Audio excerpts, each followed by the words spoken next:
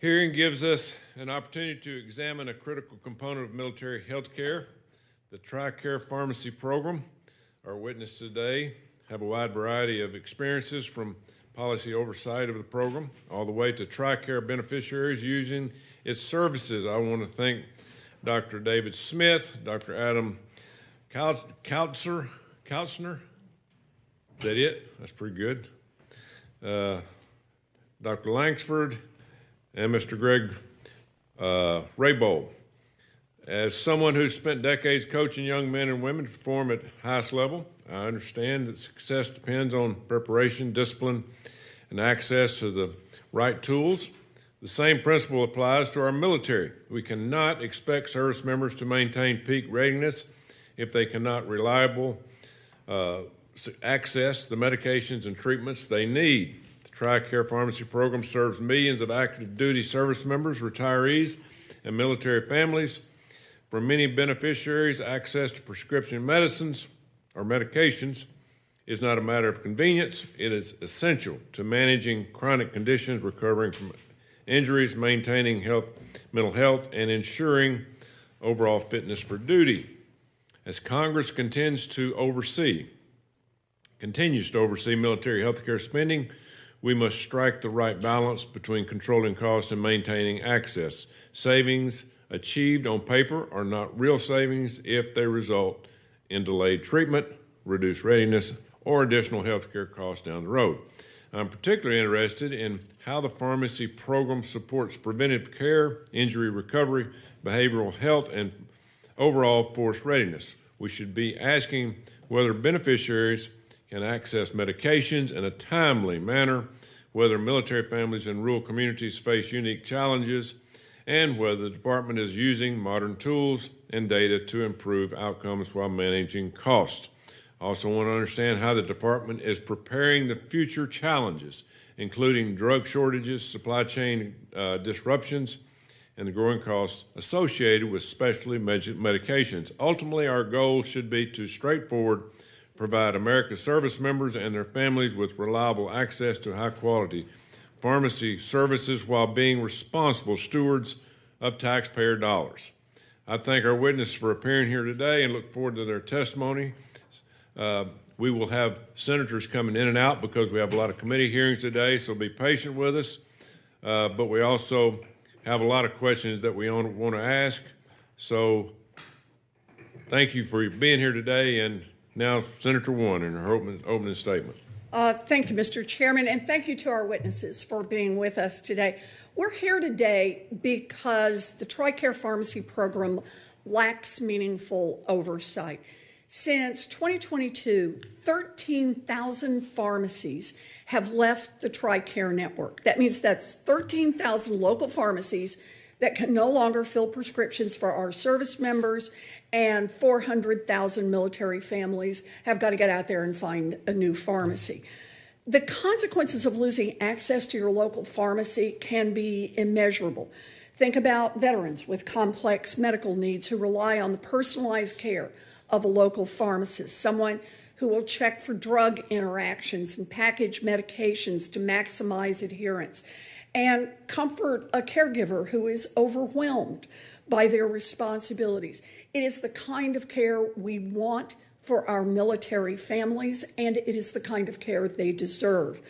I have letters from 58 pharmacists who speak directly to this issue. Mr. Chairman, I request that they be entered into the record. So done. This subcommittee has a responsibility to understand why this kind of care is shrinking in TRICARE.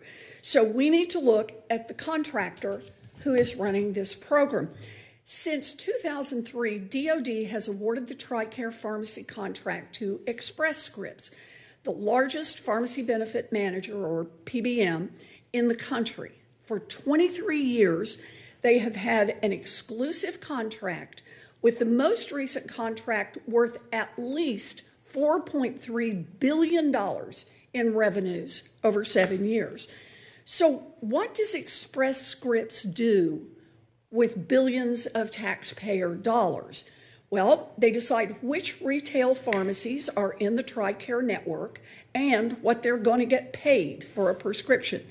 They process pharmacy claims, and they run a mail order program through Express Scripts subsidiaries, their own subsidiaries, called Express Scripts Pharmacy and Accredo, specialty pharmacy.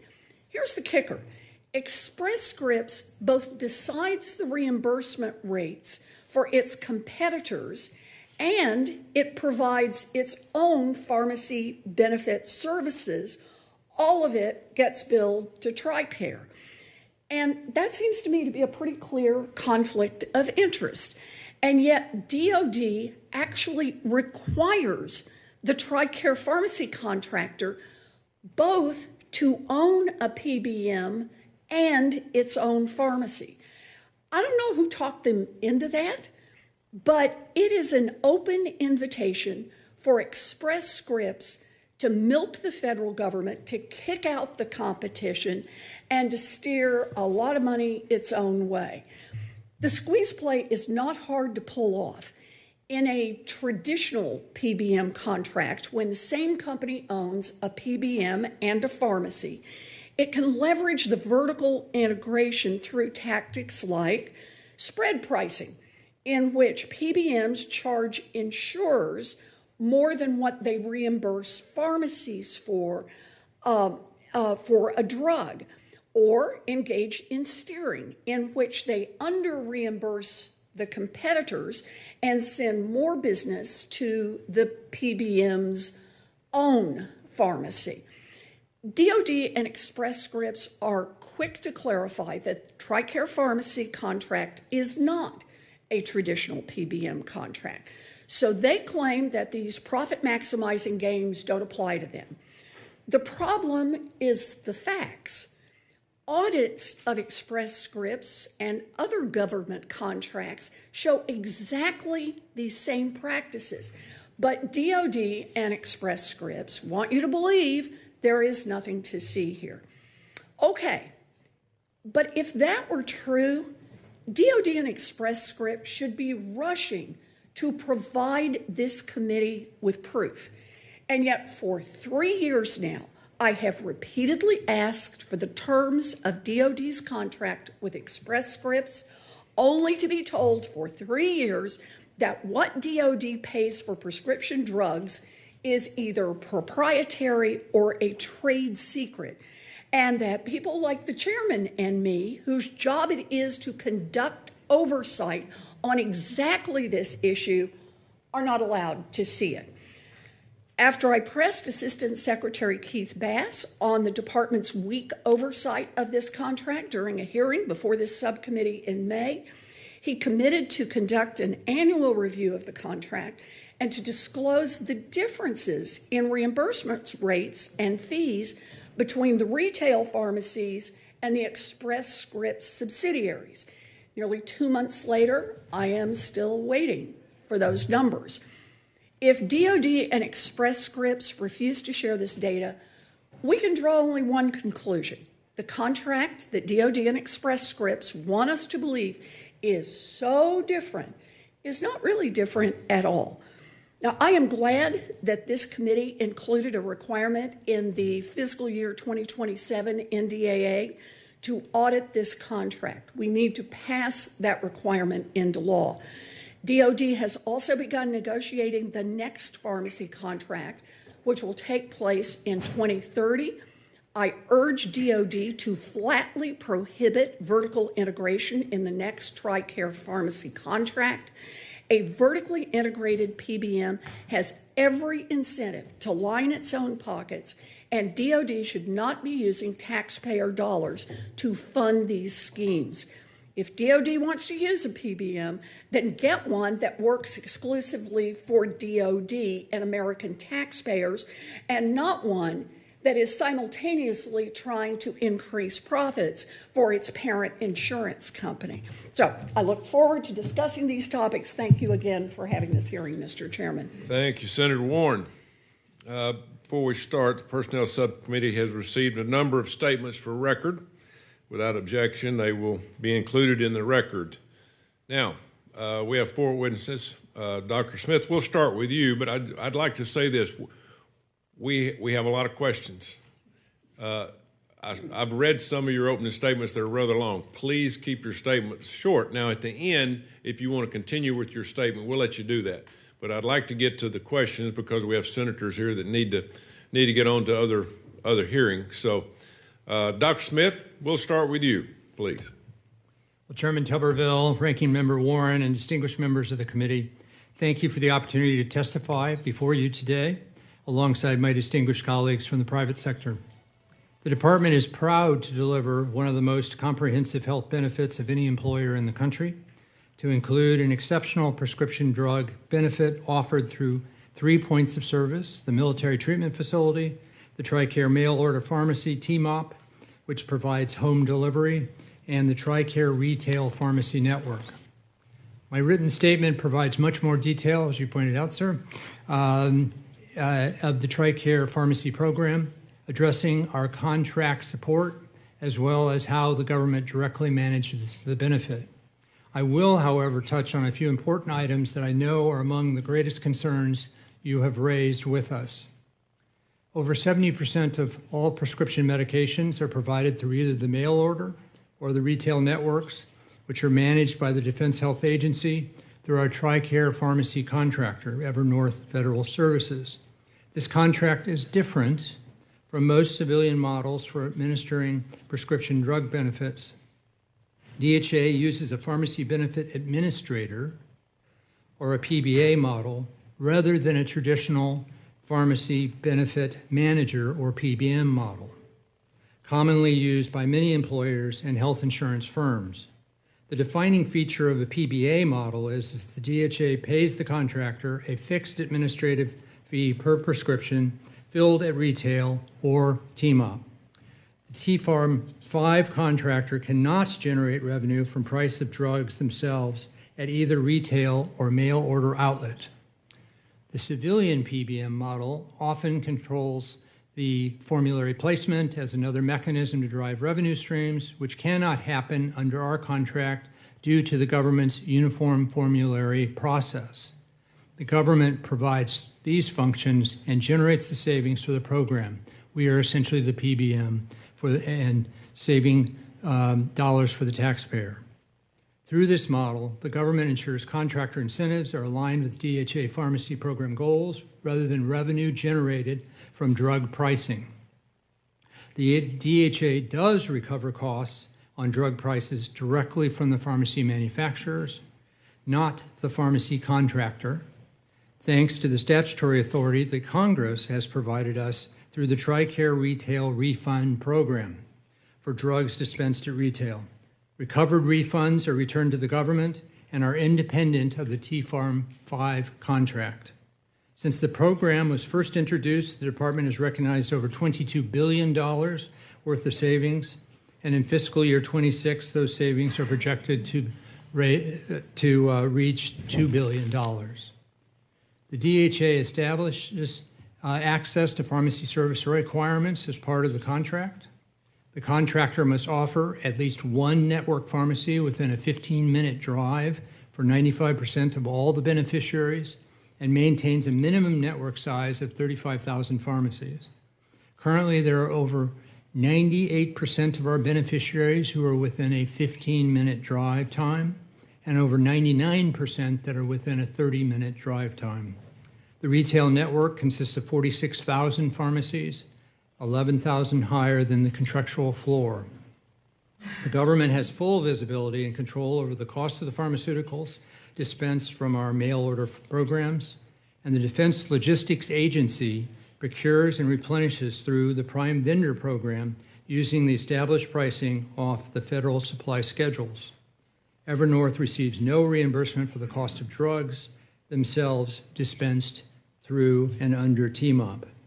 The government determines the TRICARE pharmacy uniform formulary, or the covered drug list, through a physician-led Department of Defense Pharmacy and Therapeutics P&T Committee, and the Department of War P&T Committee develops and recommends drugs for formulary tiers, sets prior authorization criteria, and ensures the pharmacy benefit is standardized across all points of service based on medical needs first and foremost. The The government-managed model has saved the taxpayers over $6.5 billion in FY25 through federal supply schedule pricing and statutory refunds. In conclusion, the DHA is proud of the comprehensive worldwide pharmacy benefit it offers to our 9.5 million beneficiaries. And similar to the overall U.S. health system, pharmaceutical cost growth remains an area of intense focus and concern. The Department continues to explore approaches that ensure continued, timely access to hard-earned benefits in a fiscally responsible manner. Thank you again for the opportunity to address our approach to managing this important program, and I appreciate your vital support to the MHS and look forward to answering your questions. Thank you. Dr. Kausner. Chairman Tuberville, Ranking Member Warren, and members of the subcommittee, thank you for the opportunity to appear before you today. My name is Adam Kotzner. I serve as president of Express Scripts and Evernorth Care Management. We are honored to serve more than 9 million TRICARE beneficiaries on behalf of the Defense Health Agency. Service members, retirees, and military families depend on the TRICARE pharmacy program wherever they live and wherever they serve. Ensuring they have reliable access to the medications they need is a responsibility we take seriously every day. I understand the importance of that responsibility personally. I began my career as a hospital pharmacist. Later, when I was diagnosed with stage 4 melanoma, I experienced firsthand how access to innovative medicines can save a life. Today, the TRICARE pharmacy program brings together military, retail, specialty, and home delivery pharmacies. It provides beneficiaries with safe, convenient access to medications. It helps the department manage rising drug costs, and it maintains force readiness. Congress established the program to provide consistent coverage to TRICARE beneficiaries. Congress sets the structure of the benefit and determines beneficiary cost sharing. The Defense Health Agency determines what medications are covered and how the program operates. The Defense Logistics Agency purchases medications dispensed through both mail order and military pharmacies.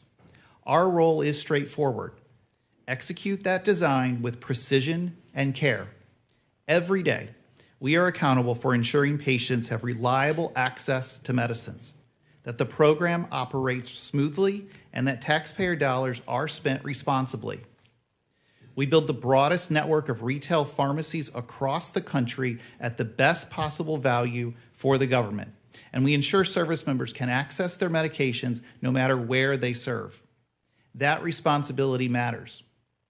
Behind every prescription is a service member, a spouse, a child, counting on us, and a taxpayer who expects this program to deliver value. I'm proud to report that the program is delivering strong results. TRICARE beneficiaries currently have access to more than 46,000 network pharmacies nationwide. This exceeds Defense Health Agency requirements by more than 11,000 pharmacies. More than 98% of beneficiaries live within 15 minutes of a network pharmacy, and more than 16,000 independent pharmacies nationwide participate in the network. We continue to welcome any independent pharmacy who wishes to join the TRICARE network. Through the TRICARE mail order pharmacy, we help ensure medications reach service members and their families across the country and around the world. In turn, government pricing generates significant savings for beneficiaries, the department, and taxpayers. Collectively, our work helps the department deliver reliable access to medications for TRICARE beneficiaries while controlling costs. This preserves resources for other mission-critical priorities. According to GAO, this is one of only 2 major TRICARE contracts that has decreased in cost over time. We operate within the framework the government has established, and we are committed to continuous improvement as the needs of the military evolve. We welcome the opportunity to discuss how we can continue strengthening service for military families and taxpayers.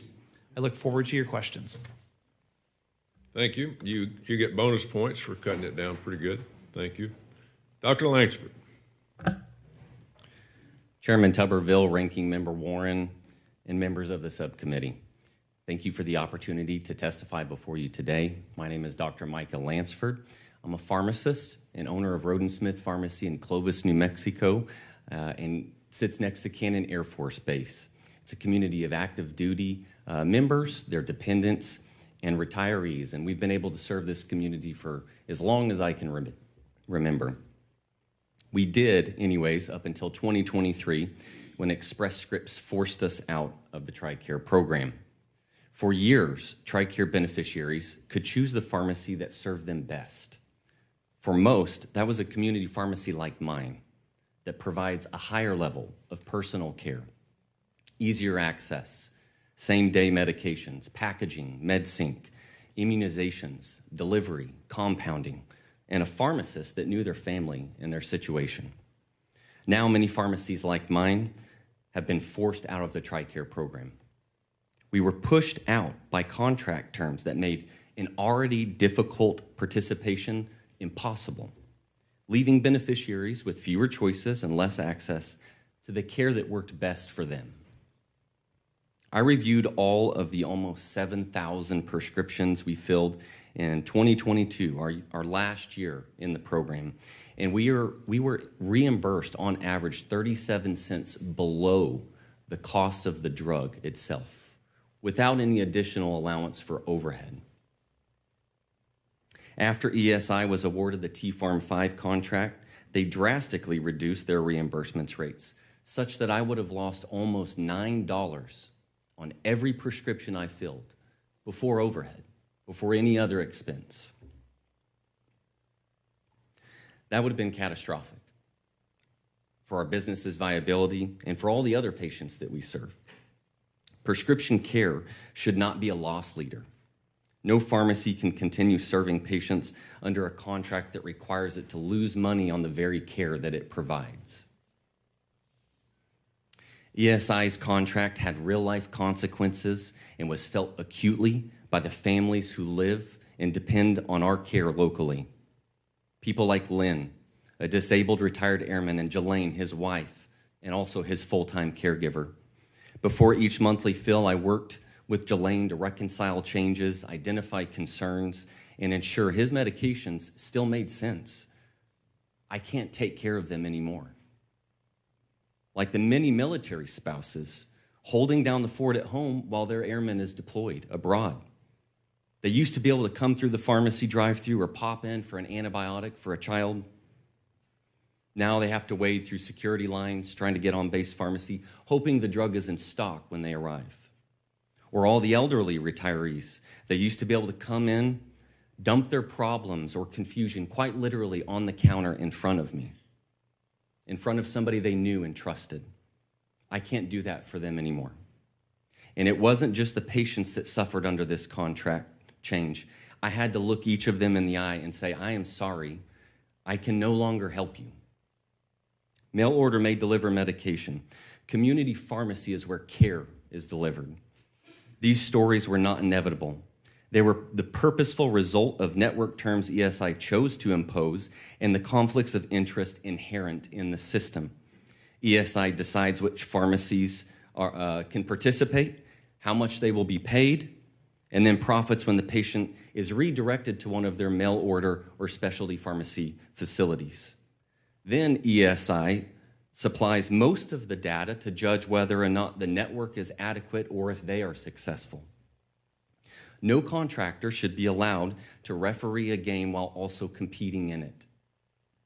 Military families experience the consequences while the contractor reports that the system is working just fine.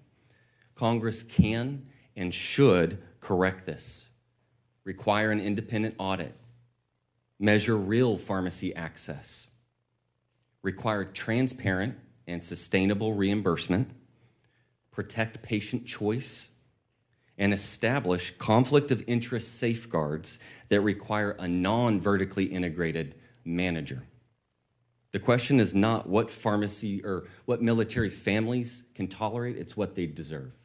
Thank you. Thank you. Mr. Raybould. Thank you, Chairman Tuberville, Ranking Member Warren, and distinguished members of the committee. My name is Greg Raybould. My name is Greg Rybold, and I'm with American Pharmacy Cooperative, consisting of approximately 1,500 independent pharmacies throughout this country. Grateful for the opportunity to speak. More grateful that Dr. Lansford here had the opportunity to share his experience, which matches the experience of thousands and thousands of independent pharmacies across the state. I would lead with this. I would posit that what Express Scripts did in the TRICARE retail network is the poster child for while PBM should not be allowed to own pharmacies, mail order pharmacies or retail pharmacies. It speaks to the problems of vertical integration. Now, here's the thing. The law is complicated. Under current law, TRICARE, federal law, absolutely favors mail order pharmacies. It's entrenched. It restricts retail pharmacies from filling certain brand name maintenance medications, and it, in the statute, penalizes beneficiaries for choosing retail via higher cost sharing on paper. And every chance Express Scripts gets, every chance they get, they love to tout the savings of mail order pharmacy. But here's the thing. Under DHA's own data, it turns out that despite the federal code, over and over and over again, it's cheaper for a TRICARE family, for a TRICARE beneficiary to fill a prescription at a retail pharmacy than it actually is at ESI's mail order pharmacy. It's cheaper on those cost shares. Stunningly, filling a generic medication at a retail pharmacy in TRICARE not only is cheaper for the beneficiaries via lower cost sharing, it's cheaper for the agency itself. According to their own reports, year over year over year, generic medications on average are cheaper at retail pharmacies than at Express Scripts mail order pharmacy. In 2018, they were cheaper by 85% on average for a 30-day generic medication. And so what happens?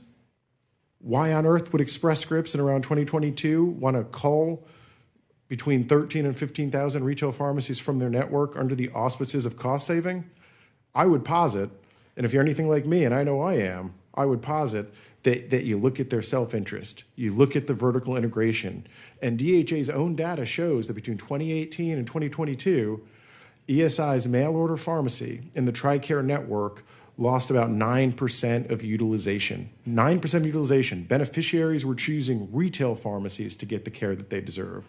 And so what does Express Scripts, the PBM, do? They cull around 13,000 retail pharmacies from their network, right? I think the GAO figure was around potentially 380 beneficiaries that lost access to their pharmacy of choice. But you know who wins? Express Scripts mail order pharmacy, the pharmacy owned by Express Scripts. That's the only winner here. The only winner here. And I want to talk a little bit more about the retail pharmacy network, and I'll be quick. But Express Scripts loves to say, Dr. Koster said, right, this program is different. There's nothing to see here. We operate differently. First of all, in federal pleadings, Express Scripts doesn't call themselves a PBA for TRICARE. They call themselves a PBM. Additionally, in court filings, Express Scripts has said that they manage the TRICARE retail pharmacy network in a manner that's indivisible and indistinguishable from their other networks, including the Federal Employee Health Plan. That's Express Scripts' words. In court filings, there's no difference with how they manage that program. That's stunning and it's damning. And the reason it's stunning and it's damning is because the Office of Inspector General for the Office of Personnel Management has looked at Express Scripts practices in their retail network for 2 federal employee health plans. And you know what they found? They found the books didn't match.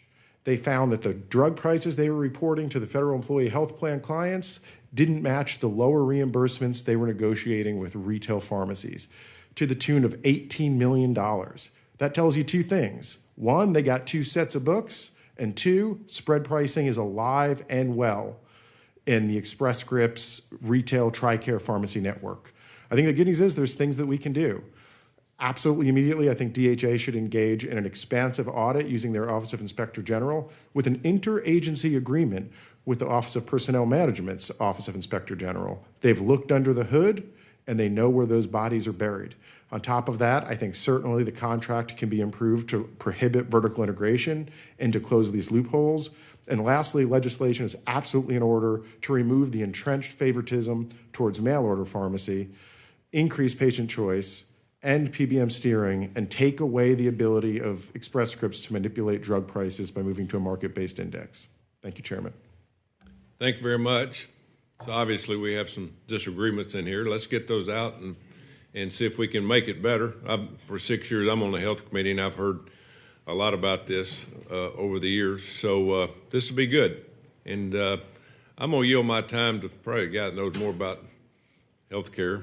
Anybody up here is being a senator, guy that was in the healthcare business for a long time, Senator Scott. Thank you, Chairman. So my background is I had 285,000 employees and I used PBM. I also owned at one time when I was running a hospital company, the third biggest PBM. And then I was, I think, the largest shareholder in a pharmacy chain that went through all the struggles of trying to make money, where things were moving to mail order, not just drugs, but everything was moving to mail order, and so you're losing more. So everybody up here, I've sort of been in your position. So, Dr. Smith, before I get to the PBM part, can I just ask you a pretty simple question? How many fighter jets does America buy from China? You know of any? Have you ever heard of any warships? I'm aware of any, but I would have to. And it seems like a pretty stupid idea to buy from them, wouldn't it? Because we're building military because they're our adversary, right? Yes, sir. So, but at the same time, we buy drugs from them every day, and it's my understanding that we, and part of the reason we don't buy fighter jets or warships is from China is because one, we don't want to be reliant on them, and we probably could save some money, right? Probably might do it cheaper. So, why are we continuing to buy Chinese drugs when we don't want to rely on them for fighter jets or anything else? So, sir, we are well aware of some of the dependencies that are in the system that we've had this discussion with a number of you, the national security concerns that we have. And I believe we try to only buy TAA-compliant drugs, which is part of the reason for the difference in the generic pricing, depending on where you are for the venue. But we are doing a number of different efforts to try to shore up that chain. And in next year, in that president's budget, you will see funding that is dedicated to trying to do a number of efforts relative to shoring up that supply chain. So, Dr. Smith, part of your job is you want to make sure that everybody that's relying on TRICARE can get the drugs they need. That's right? And you want to get the best price you can because it's taxpayer money, right? Absolutely. That's you're trying to do both of those. So under the contract with Express Scripts or Evernorth, whatever it is, so how are they paid? Do they have a profit incentive, or do they have where they're making money off the drugs, or do they get a set fee and you set the price of the drugs? So the basic way it works with it's complicated because there's three different pieces to this, but relative to the mail order pharmacy, they get basically a fill fee from us. Okay. All of the drugs are bought by the Defense Logistics Agency using the federal pricing and our negotiations directly with the manufacturers. And so we replace in kind anything that's used by their mail order pharmacy, and then they get an administrative fee for that fill. On the retail side, we rely on the network that they built both for their commercial business and also for our business. And they have provided in the contract a network discount guarantee for us. If they do better than that, there's incentives for them. If they do less than that, then they basically have to make up the difference.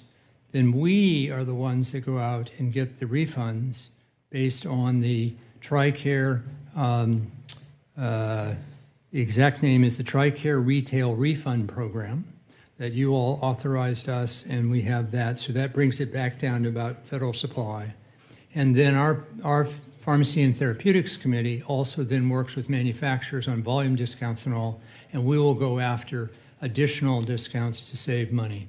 But none of that, and this is a distinct difference with all of the other plans, including the FEHBP plans that were referred to, it does not go through Evernorth. It comes directly and from us back and forth with. And Evernorth, actually, one more thing, sir. I'm sorry to interrupt.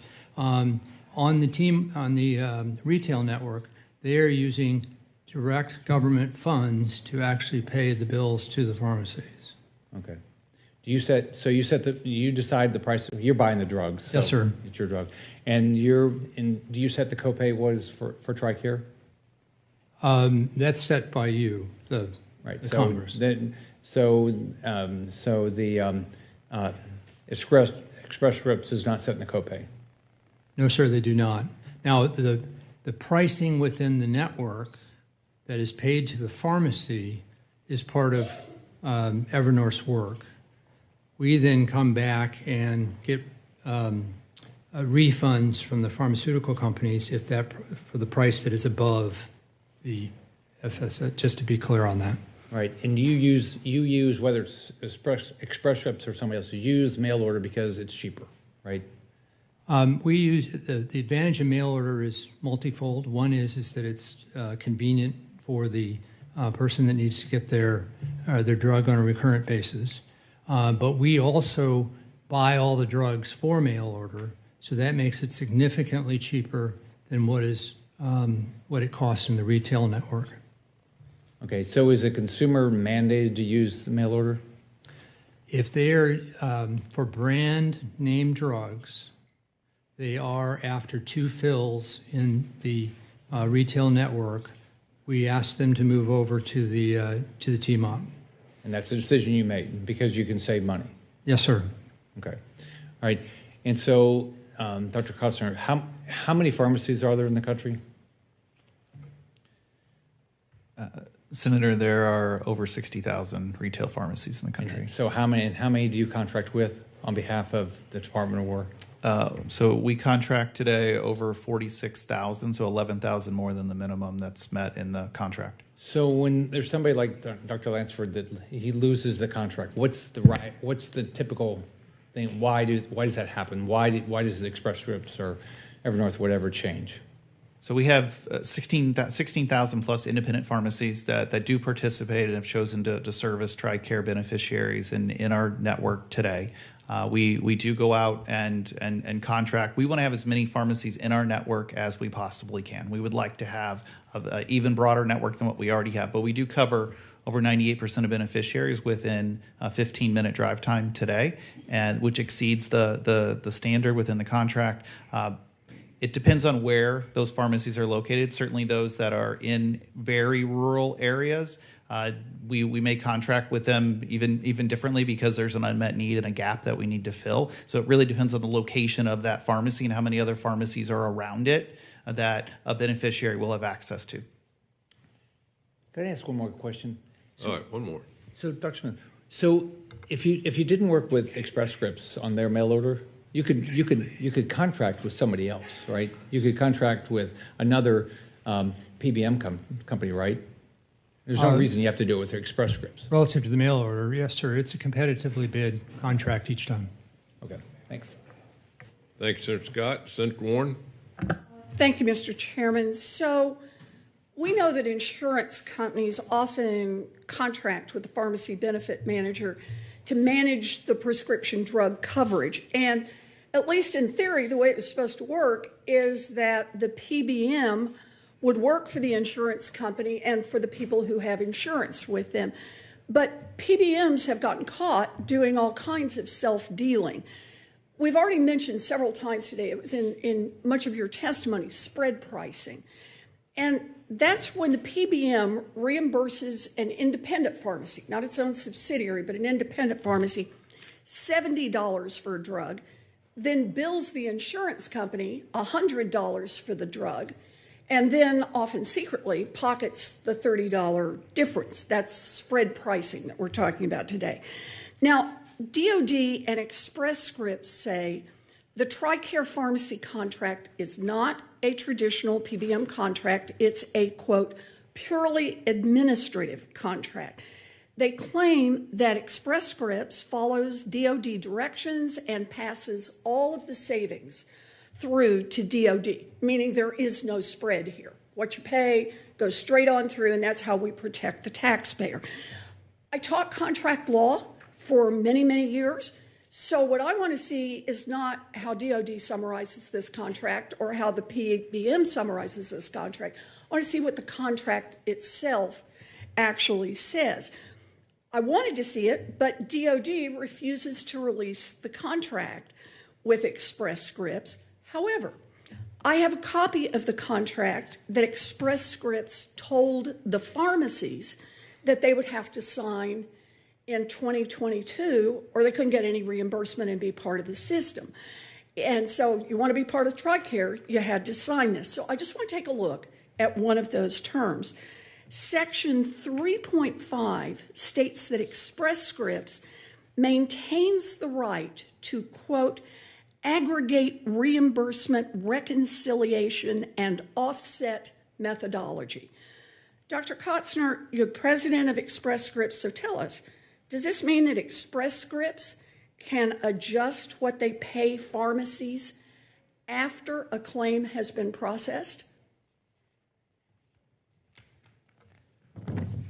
Appreciate the question, Senator. I haven't reviewed that document, and so that's a piece I would have to take back and evaluate to be able to give you a comprehensive answer on. If you're referring to things like clawbacks, we don't engage in I'm referring clawbacks. to exactly what the contract is that your company, Express Scripts, required pharmacies to sign if they wanted to be part of the network.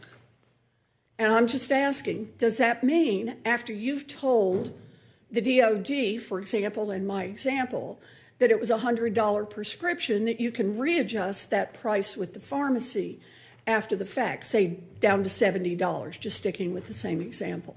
Is that what that phrase means? Senator, as we've covered today, the contract is a full pass-through contract. Well, that's what I'm trying to look at. DHA. I'm just looking at the language of what you tell the independent pharmacies who show up. Tell you what, let's ask a lawyer what it means. Mr. Reibold, you've been dealing with these contracts for a long time. Express Scripts is supposed to reimburse the pharmacy at a predetermined price, $100 in my example. Is that what this contract language says? Yeah, thank you, Senator Warren. If I heard you correctly, you said that contract language references aggregate reimbursement, reconciliation, and offset methodology.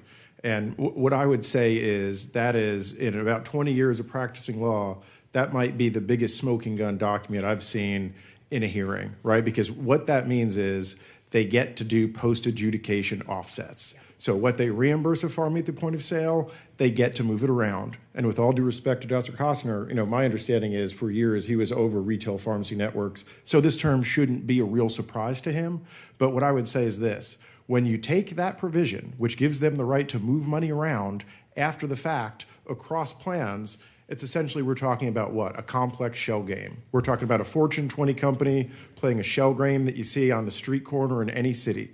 And you combine that with the fact that in their own court admissions, they admit that they administer their retail network in a manner that's indistinguishable and indivisible from their other networks. And we know the OIG found in, quote, pass-through contracts and federal employee health plans, the spread pricing was there. All right. So let's follow through on that, because the contract shows that Express Scripts can do spread pricing in TRICARE, notwithstanding what DOD keeps telling us. It's right there in the contract. It turns out that Express Scripts has been caught doing exactly that in other government contracts. An Inspector General audit of the Federal Employee Health Benefit Compass Rose Plan found that Express Scripts overcharged the government millions of dollars by failing to pass through all retail pharmacy discounts. And another Inspector General audit of the American Postal Workers Union Health Plan found millions more in unallowable spread pricing. In other words, they've already been caught with their hand in the cookie jar on this.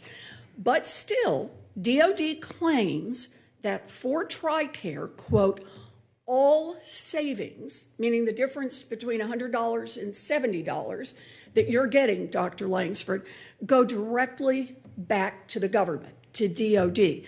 So, Dr. Kotzner, when Express Scripts exercises Section 3.5 and retroactively reimburses retroactively lowers the reimbursement rates, are you contractually bound to pass that money through back to the DoD?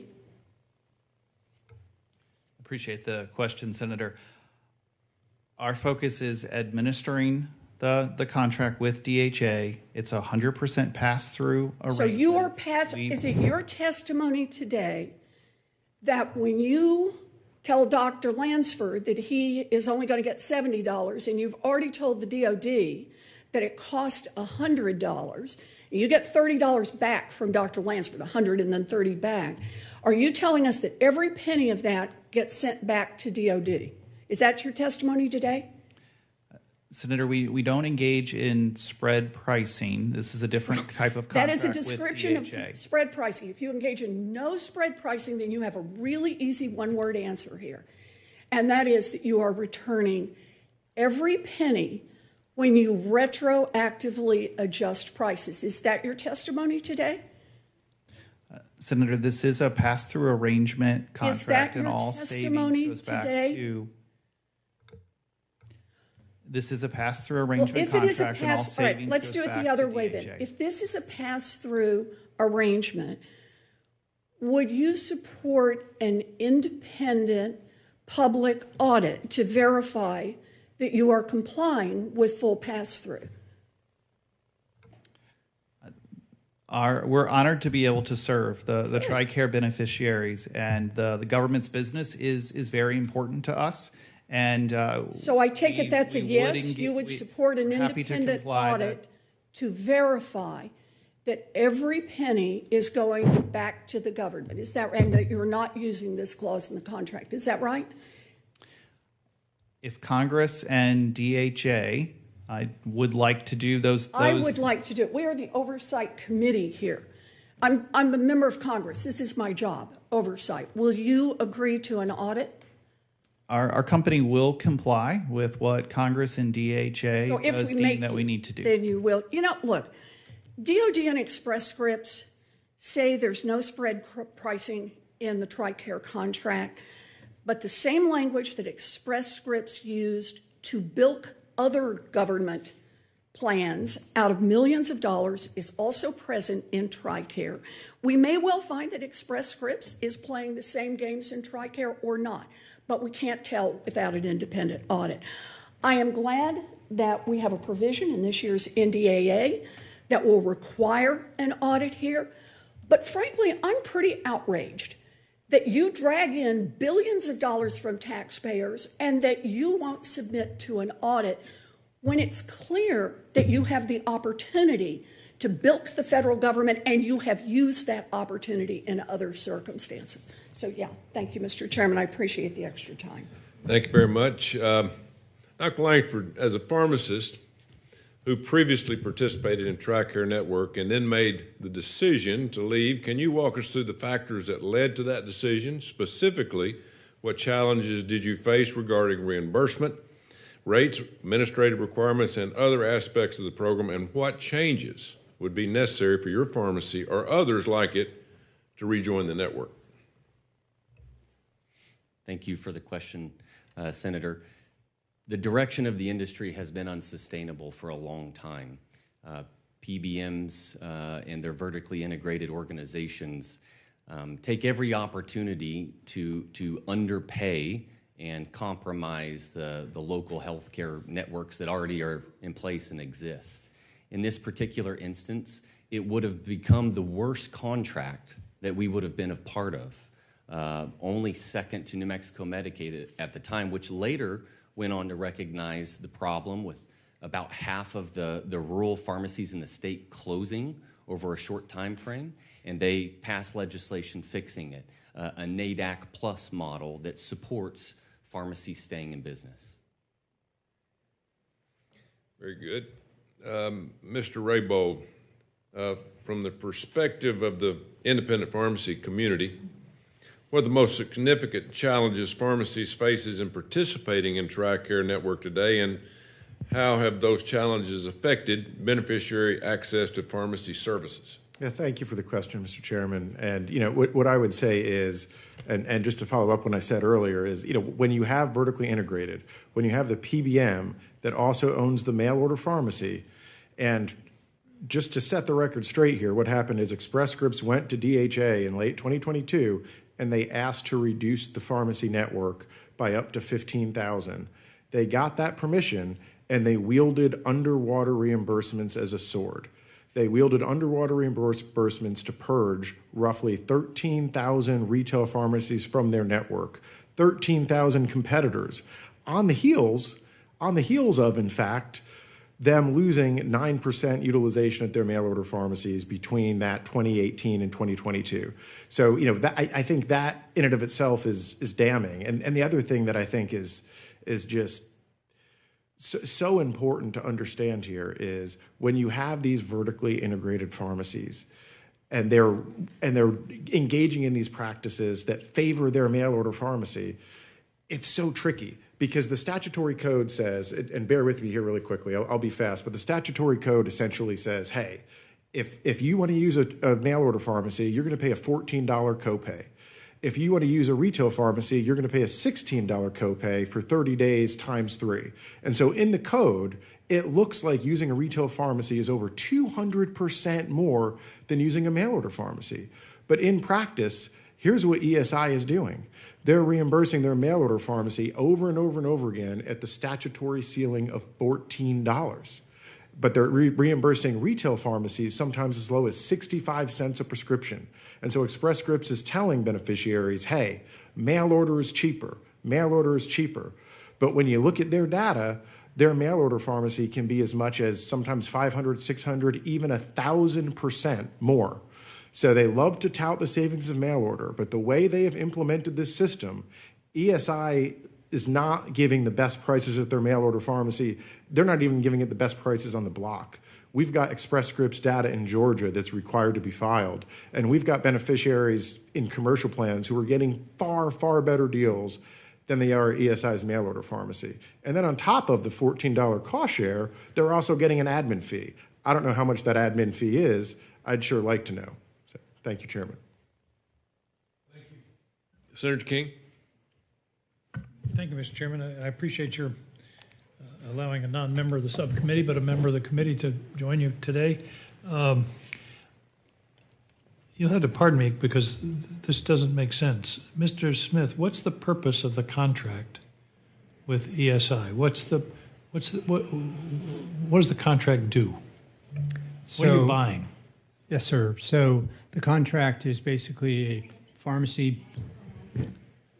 benefits administrator. So what they do is they help us with providing the retail network. They also provide our mail order pharmacy. They do the actual mailing. You say your mail order pharmacy. Is it yours? Is it the government's mail order pharmacy? It is. Yes, sir. We're the ones that contracted for it, so I think it's reasonable to say it's run by. I thought this EFS. company owned the mail order pharmacy. Well, they own the mechanism for the mail order pharmacy. What does We that tell mean? them how to run the Do they own it or not? Sir, Is it the mail order pharmacy one of your lines of business, Mr. Dr. Cosner? Senator, the government buys the drugs Got it. through a replenishment model. We just do the physical dispensing of those within our facility, and we're paid a flat fee to do that. You're paid a fee per prescription. We're paid a fee, one, to adjudicate the prescription. So we adjudicate over 200 million prescriptions a year. For that, we are paid a flat fee. We do nearly 18,000 safety, quality, benefit checks on every prescription. But Additionally, But you also have these independent pharmacies. What I'm puzzling here is you've got somebody who you're hiring to manage the distribution of drugs, who also is in the drug distribution business, and there's an inherent conflict of interest there. It seems to me. I just don't. I'm a country lawyer from Brunswick, Maine, but I don't get this arrangement. sir, they don't own retail pharmacies other No, than. but they own the mail order. Why wouldn't they, in every case, do whatever they could to move people toward their business as opposed to these independent pharmacies? right? In general, we are trying to move them to mail order because for us it is a cheaper venue. And our goal is Is there to data that make sure that data beneficiaries that validates what you just said, that a drug X to beneficiary Y is cheaper if it comes by mail order versus from a independent Yes, pharmacy? sir, because of some of the restrictions that other mail order pharmacies don't have to have that aren't serving us. For example, TAA compliance. That means often they can buy much cheaper Chinese generics and other things. So when you do on a drug by drug comparison, you will clearly find there are places Again, where we pay a little bit I more. don't understand hiring somebody to manage the But drug distribution we that also has a drug distribution arm of their own company. Am I missing something here? But we are the ones that actually provide the drug to them for the mail order Why don't you- pharmacy. So the if drug you- distribution is not relevant here. We are providing the drugs, and then they are simply packaging it and sending it to the beneficiary. But they also manage this network of independent pharmacies. I mean, There's again, a- they got business X over here and 15,000 business Ys over here. Why wouldn't they try to steer all the business to the one that they get a $14 fee every time? Why? I mean, again, this contractual The one arrangement that- makes no sense. Sir, it is very complex, but the mail order, the $14 fee is the mailing, et cetera. That is not what it costs on the retail side. The copays are set with Congress. We have a higher price on the retail side because it costs ultimately more for us because we are not supplying the drug at the price that we can supply it Help me to out here, Mr. others. Raybold. Am I just crazy? Yeah, thank you, Senator. And I'd respectfully disagree with DHA's data, frankly, right? Because in your annual reports, you note that generic medications are cheaper year over year at retail pharmacies than they are at the mail order pharmacy. In 2018, by as much as 85%. You also note that your theory on why beneficiaries continue to choose retail pharmacies over Express Scripts mail order pharmacy is because Express Scripts uses a lesser of logic. And what that means is they are setting the copay for beneficiaries at $14 at their mail order pharmacy when it may cost a beneficiary as low as 65 cents at a retail pharmacy. So I absolutely dispute the notion that for generic medications, it's cheaper at ESI mail order. Your own data disputes that. And of course, that's where it has to be apples to apples. And I was not saying generics exclusively, which is what you've been concentrating on. All right, let me change the subject a bit. Access. Concern, I'm from a very rural state. We've got something like 45% of the people in our state are in pharmacy deserts. And that's a real problem. Apparently, my understanding is DHA does not audit the information about access and that's provided by the company. Is that true? No, sir, that is not true. We have had Guidehouse Consulting actually do an independent audit of the access numbers that Evernorth has been providing us, and we have found that they are in compliance with the contract. And the company you just mentioned is independent of Evernorth. Yes, sir. It's the federal arm, originally a PwC. Final concern, well, two other concerns. One is the differential for reimbursement. I mean, if by definition the reimbursement is minus $9 for an independent pharmacy, that's a model for getting rid of all independent pharmacies. So, sir, when we've looked at it, the NADAC price is basically about comparable across the independents and what we're doing with the chain drugs. I can't speak on it's. Evernorth is the one that deals with the fill fees, but I'm not sure I understand because at least on balance, that's what we see in the data. Now, I will say if there's a fair number of pharmacies in the location, then clearly the one with the best pricing is the one that potentially ends up being in the network. But I can't speak for that. That's really Evernorth and what we rely on them to do for us. I just, one final note, I'm concerned about the Coast Guard. We have a series of Coast Guard stations in Maine that are very remote, access is a significant problem, and I hope that's something that can be addressed. Yes, sir. We certainly are aware of that. In your great state of Maine and Wisconsin, there's a number of places where they're clearly in deserts, both for the healthcare side and the other, and we work closely with them. I will say our partner has been very good about when we point out that there's an area where there's clear access issues, trying to work with the pharmacies in the area, and often they end up in the network. Does this contract go out for bid periodically? Yes, sir. How often? The last time was in, this one started in 23, and the next round will be in 29. Thank you. Thank you, Mr. Chairman. Thanks, Senator King. Without taking any warm-up pitches, I'm going to throw Senator Smith into the game. All righty. Thank you, Mr. Chairman. Admiral Smith, you prefer Admiral or Doctor, by the way? You have Doctor here, but I have... what do you prefer? Anything works, sir, or Dave works too. Okay. Well, when I was Attorney General of Missouri, people would call me General. I was always very uncomfortable with that, especially when I was around real generals. So anyway, Dr. Smith. I am the real admiral, but... Well, I'm going to call you Admiral. I'm retired. going to call you Admiral. Admiral, I just wanted to ask you a few questions about on the pharmacy side. In your view, what unique capabilities does the mail order pharmacy provide to the department? On the mail order side, it provides a convenience to our folks. It does provide, we're a worldwide organization, and so they will send to APO and FPO addresses, along with when I deploy, they will adjust the medications for my deployment length so that I make sure that I actually get the drugs that are required for that period of time. So they're very helpful on that side.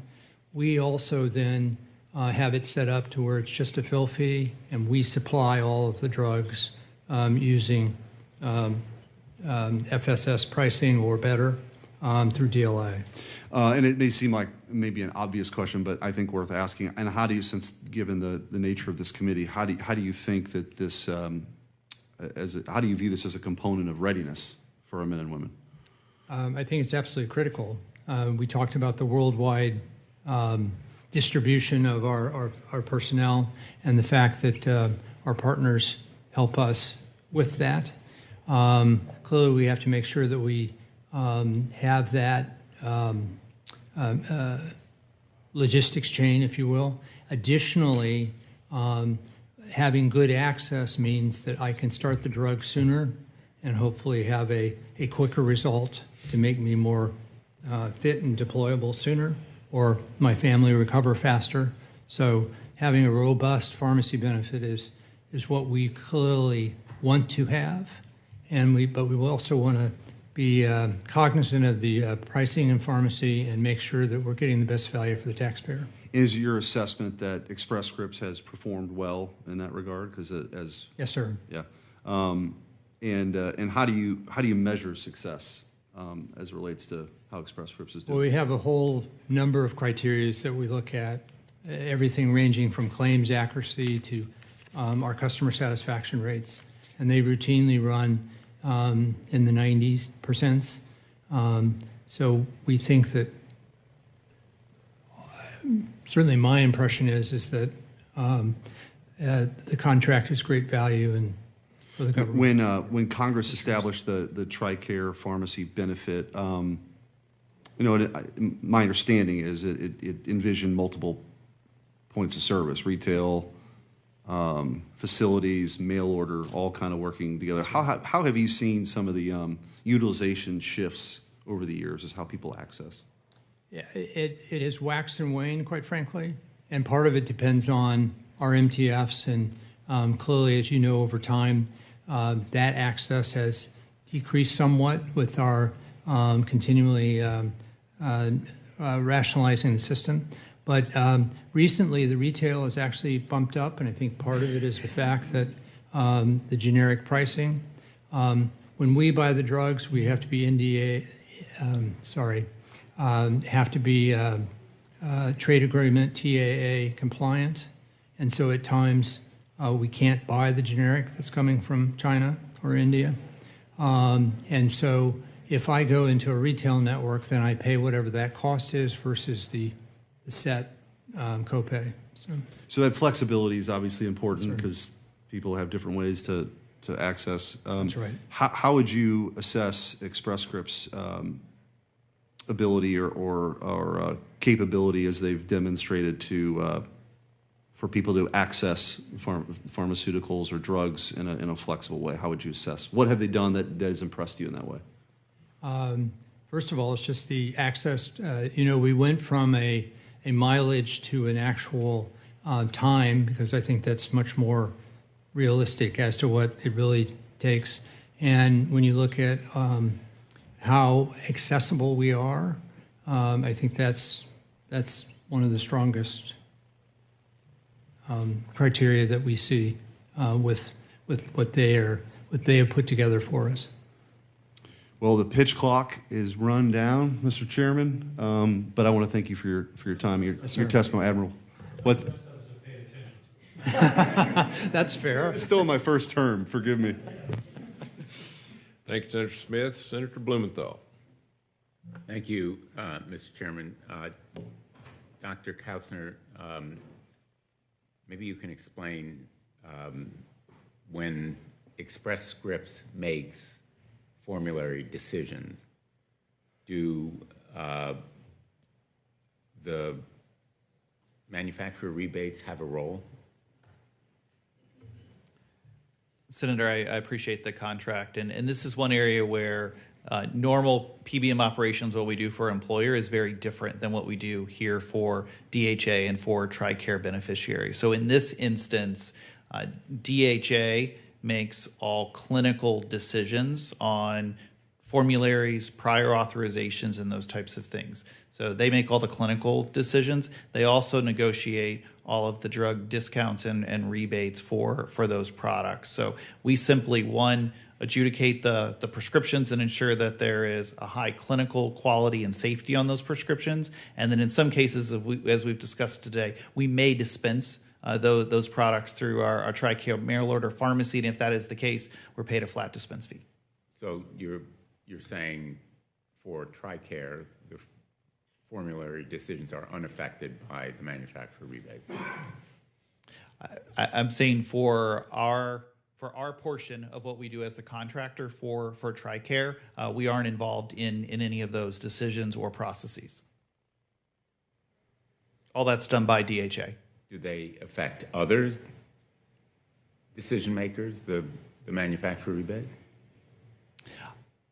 In terms of TRICARE, I couldn't speak to what decisions the Defense Logistics Agency and DHA may make around their negotiations with drugs and the preferencing of those drugs. In this instance, we are simply the contractor, and we're focused on providing broad access, providing strong clinical quality and service, and ultimately then value to beneficiaries and taxpayers.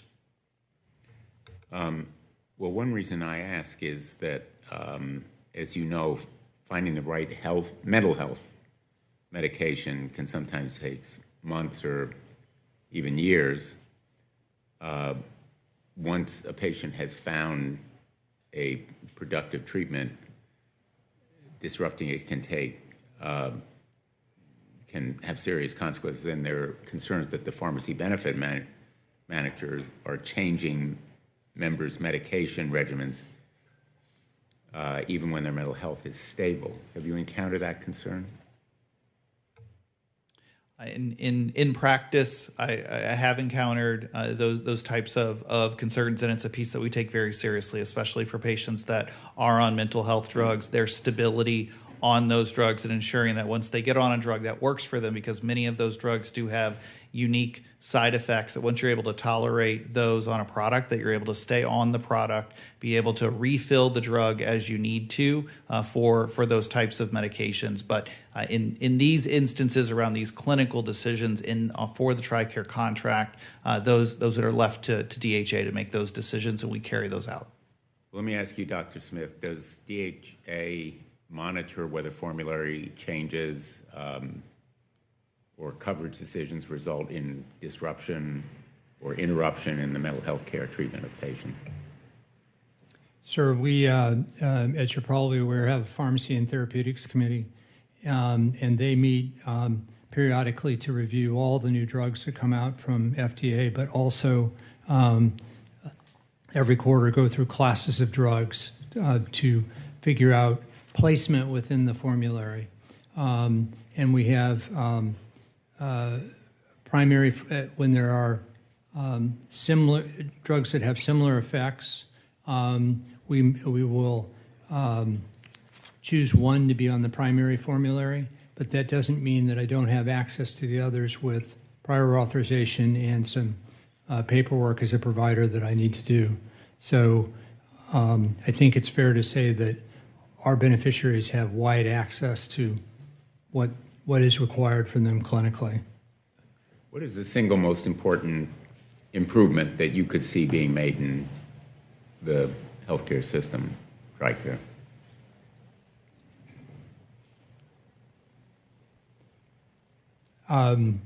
For the overall system, clearly we are in a similar situation to the rest of the country, which is being able to attract and retain our healthcare staff. And we clearly have, on the civilian side, some constraints because of the amount that we can actually pay. And so, but my biggest issue is the personnel issues that we're competing with everybody else in the country, and there's clearly substantial manpower shortages in the healthcare industry. Thank you. Next, Mr. Chairman. Thank you, Senator Blumenthal.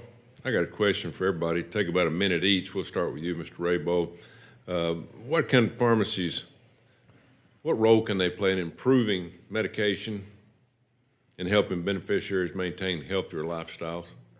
You got about a minute. Yeah, thank you, Mr. Chairman. You know, retail pharmacies are amongst the most accessible healthcare providers in the nation, right? They're accessible in inner cities, which can also have pharmacy deserts, and they're absolutely some of the most accessible providers in rural. And I think, you know, there's replete studies that show access to retail pharmacies improve medication adherence and improve outcomes. And I think leaning into that and leaning into all of the skill sets that pharmacists have to do makes a lot of sense from a policy perspective, and it's going to improve outcomes, improve medication adherence, and ultimately reduce costs. That said, obviously, I am not a pharmacist and would greatly defer to Dr. Lansford in that regard. Dr. Lansford?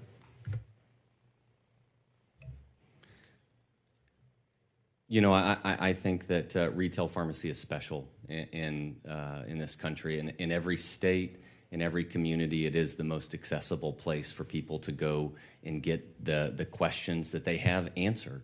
And it's an uncompensated component of healthcare that there's no data on that happening, but it happens all day long, every day.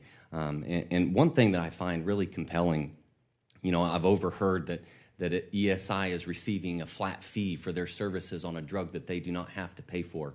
And I can't help but ask the question, what that fee may be. I might take that deal instead of Express Scripts if it were offered to me. Dr. Kaiser.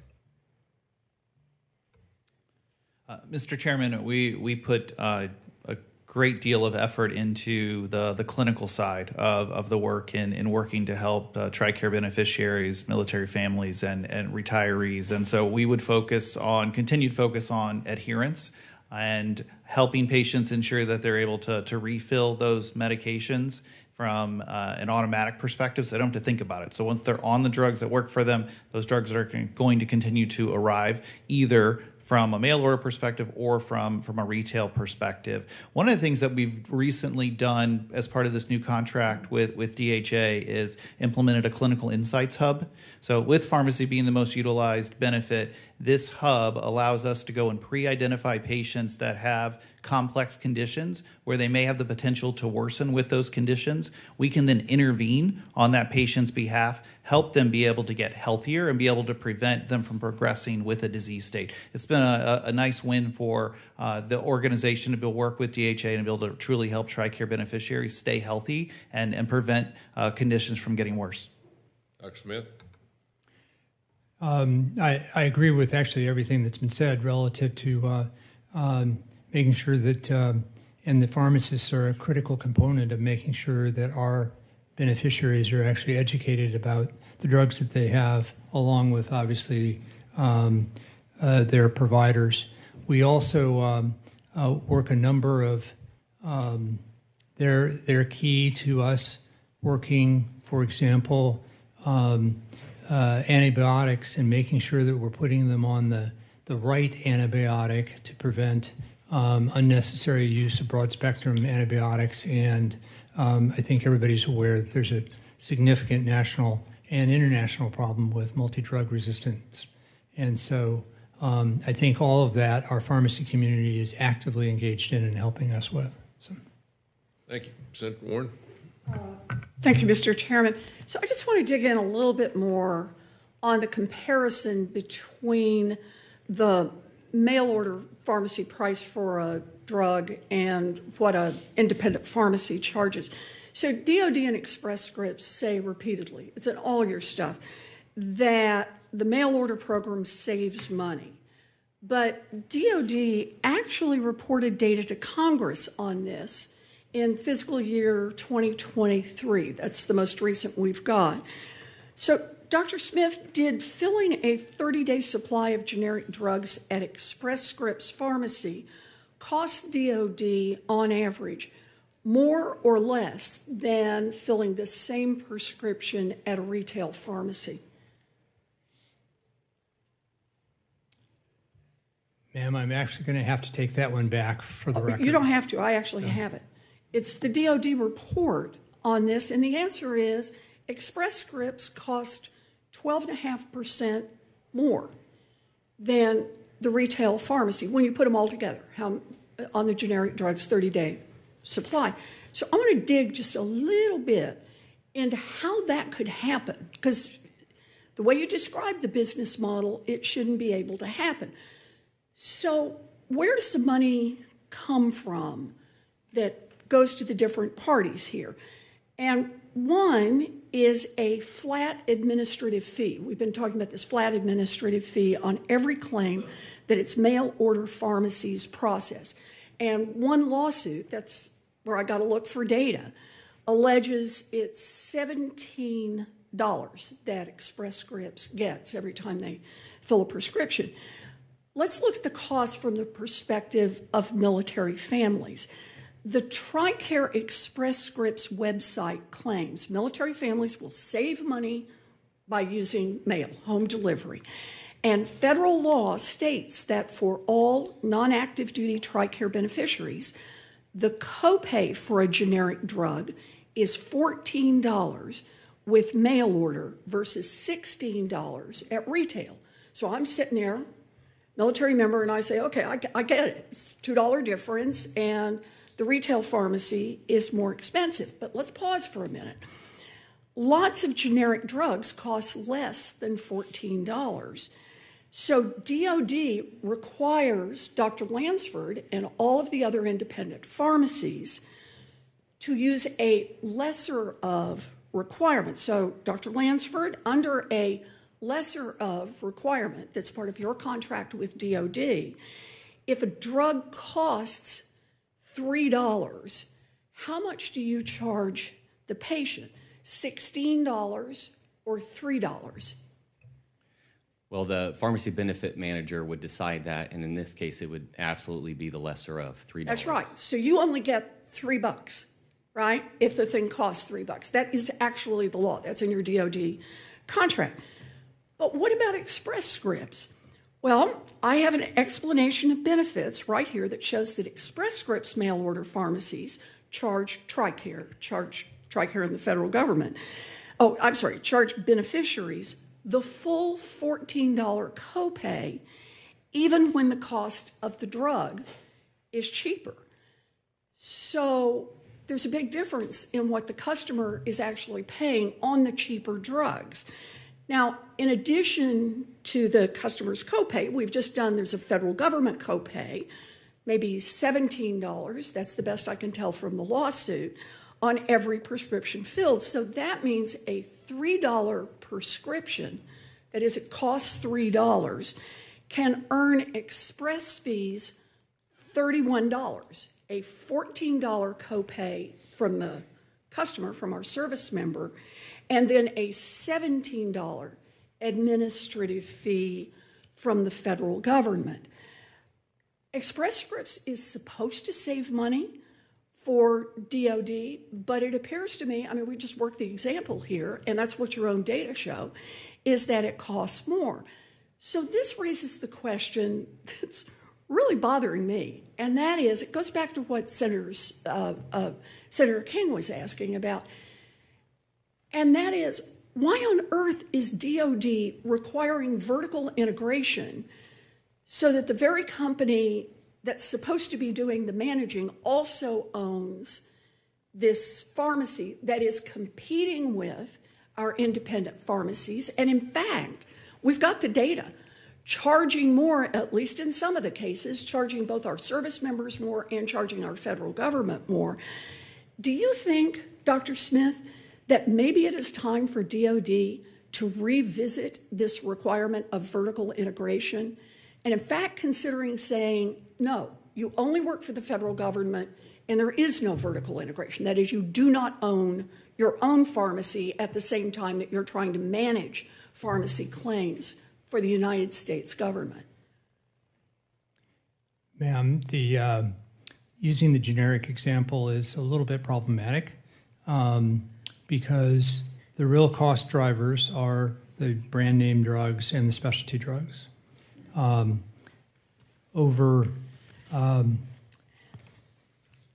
believe it's 56% of my costs come from 1% of the prescriptions. So, look, let me just... I do think that the generic question needs to be looked at. I frankly will have to take for the record to figure out why we don't decrement the cost of the drug part but of course, when you're mailing it, there is a cost associated with the mailing, et cetera, that we have to work through. The other thing is as I've said multiple times, and hopefully you recognize, we have to go with TAA compliant sources. So Cuban doesn't need to do that. We do. I'm sorry, maybe I wasn't clear in my question, Dr. Smith. I'm sorry, I may not have... No, it's my fault. I'm just trying to ask, do you think maybe it's time to revisit whether or not the person or the entity that manages prescription drugs does not also own a competing prescription drug dispensary that competes with every independent pharmacy in America and creates incentives to prefer your own subsidiary over all of the independent pharmacies out there? Do you think it's time maybe just for DOD to rethink that? You're getting ready to renegotiate a contract here.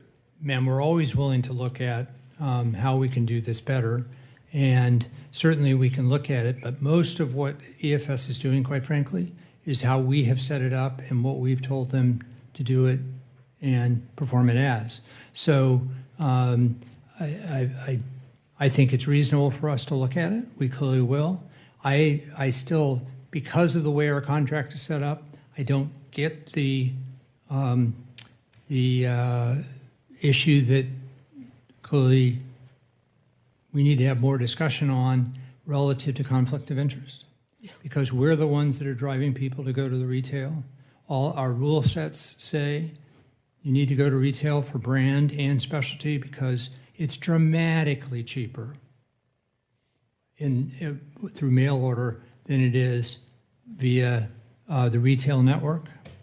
And that's why, for example, with Accredo, the specialty provider that is an affiliate of Cigna, that is the owner also of Evernorth, we make 92% of those come through us because we buy the drugs rather than the specialty provider.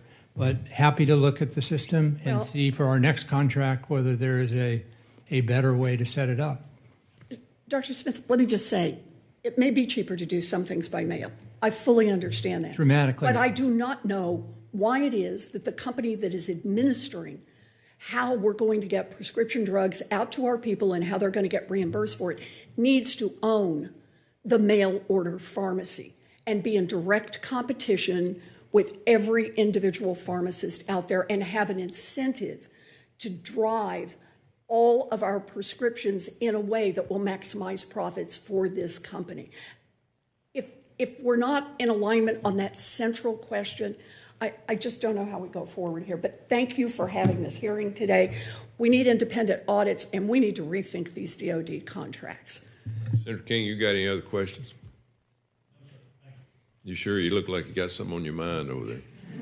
What I'm sitting here thinking is, what if these guys didn't have the mail order pharmacy, but they own CVS? Would it make sense to have them administering this program for all these other pharmacies around the country if they also own CVS? I mean, you don't have to define the conflict is obvious, and it seems to me you're basically saying we've got this company and we've hiring them to help us distribute drugs, but they also have their own distribution. I mean, to me, Admiral, the conflict is obvious. It's just I don't want to. We've beaten this horse pretty hard, but I don't understand. Again, I'm coming to this as sort of a novice, but the model makes no sense. What if they own CVS? Would that be okay?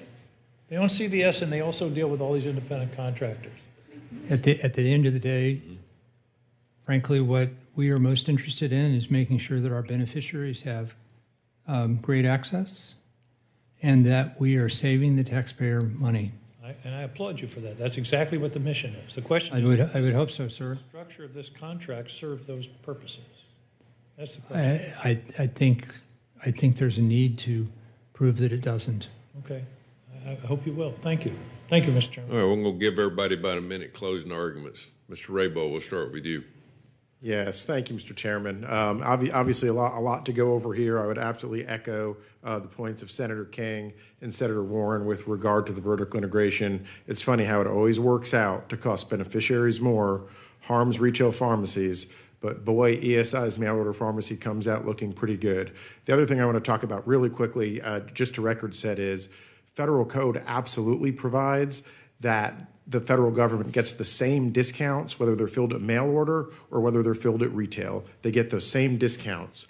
And so I think that's really important to preserve in the record. Mail order isn't getting better discounts than retail pharmacies. And again, that's so important because that gets lost here. Lastly, means the price is the same, right? And so I'd absolutely push back on that. The last thing that I would say, and I'll say it really quickly, is yes, the Department of Defense contract literally bars fees, rebates, discounts specific to processing TRICARE prescriptions. That's what the contract said. It was in a court filing filed by the Ohio Attorney General for anti-competitive practices against Express Scripts. That's what it says. But what we know Express Scripts does is they negotiate aggregate discounts, non-claim specific discounts from drug manufacturers, from pharmacies, administrative fees from pharmacies. They are engaging in aggregate pricing that allows them to continue to capture revenue from what is one of their biggest clients, and that is the federal government and this TRICARE program. They're finding multiple ways to leverage that and to recoup money. Are they negotiating claim-specific discounts? No. But boy, I'll bet you that if there's an OIG audit, they're going to absolutely find that money there. And if I were the federal government, if I were DHA, if I were any one of Express Scripts' commercial clients, I would be running to an auditor based on what we've seen here today and based on the contract language that you provided. Thank you. Dr. Lansford. Chairman Tuberville, thanks again for the opportunity to testify. There's a lot of layers to this, and something that is just apparent to me with my colleagues is that we have a strong desire to serve these people. We want to be there for them. We used to be able to be there for them, and we want to be there for them again. All we expect is reasonable reimbursement in that process. And whenever I hear the Admiral say, well, there's an expense to mailing it, I think there's an expense to the other components of delivering the drug within my pharmacy as well that do not get accounted for in terms that are sent to me. And, we just want a fair shake at it. That's all we want. We just want a fair deal to be able to provide service to these members. Thank you. Thank you. Dr. Krausner? Mr. Chairman, thank you for the opportunity today to be able to testify. I would first point to, again, our organization is proud to serve the men and women of the military families, and retirees. We get up every day to ensure that we can do that on the 200+ million prescriptions that we service for them every single year. We've been doing this for over 20 years and hope to do it for many years to come. It is a passion of our organizations. If we look at the facts, 98% of beneficiaries have a pharmacy within 15 minutes of their home, exceeding DHA standards. We focus on service. 90+% beneficiary satisfaction is high with the TRICARE benefit and the services that we provide. If we look at the savings, we are providing to date, given this contract, over $140 million of savings that has gone back to the government for other real defense components that they can reutilize those dollars for. This agreement is 100% pass-through. We do not retain that $14 that is collected at the mail order pharmacy that goes back to DHA. Those components, again, are misunderstood. Appreciate the time today, though, and on behalf of the over 1,000 veterans that work for our company, proud of the opportunity today to be able to testify, and proud of what we do each and every day, getting up to ensure that we take care of our servicemen and women. Thank you. Dr. Smith? Or Chairman, General? Admiral, sirs. Yeah. Chairman Tuberville and Ranking Member Warren, along with Senator King, appreciate the opportunity to testify today. I do think that this is a high-quality, very good contract that we actually are saving significant amounts of money for the taxpayer, but most importantly, doing a remarkably good job in a complicated system, taking care of our beneficiaries and making sure that they get the access and the support for whatever their pharmaceutical needs are. So we appreciate the opportunity and the various questions. And once again, thank you for the opportunity. Thank you. Very complex issue. One day, I think even a football coach might be able to understand all of it. I don't know whether I can or not, but it is pretty complex. It kind of reminds me, though, of one of my favorite movies, Cool Hand Luke. What we have here is a failure to communicate in a lot of areas. And a lot of that is a lot in politics and in federal government. But thanks to all of you for being here. And hopefully we got something out of this, and maybe we can do it again and continue to try to work out all the kinks. But we appreciate all of you being here. We really do. Thank you very much. Thank you very much. We're adjourned.